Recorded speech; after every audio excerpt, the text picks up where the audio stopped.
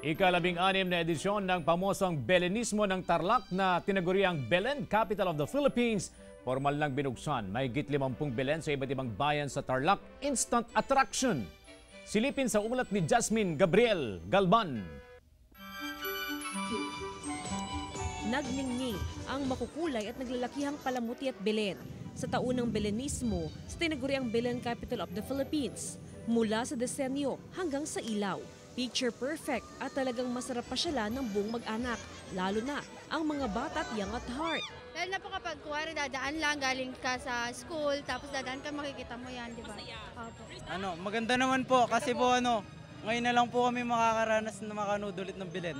Lumutang ang pagkakaisa, pagiging malikhain at pagmamahal ng mga Tarlakenyo sa kanilang paandar ng Belen ngayong taon. Ang tagumpay ng Belenismo ay nasa dedikasyon ng bawat Tarlakenyo na magkaisa sa pagmamalaki ng talento aming mga kababayan sa larangan ng sining paglikha ng magagandang Belen.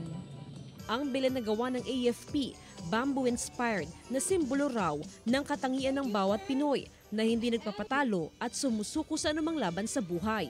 Meron ding gawa sa recycled materials at iba pang disenyo at konsepto. Naging panauhing pandangal sa aktibidad si DND Secretary Gilberto Chodoro Jr. So sama-sama ho tayo. And ito po ay napakabuting pakay.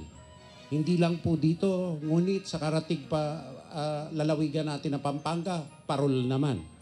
No? So ito, Belen, doon parol, sama-sama tayo, Pilipino ho tayo, pinakikita natin dito sa Tarlac ang kabutihan nitong lalawigan na to, ang heritage natin.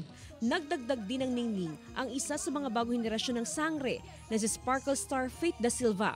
Sa kabuuan, 53 Belen mula sa iba't ibang mga bayan at pribadong sektor ang nakibahagi sa 16th Belenismo sa Tarlac.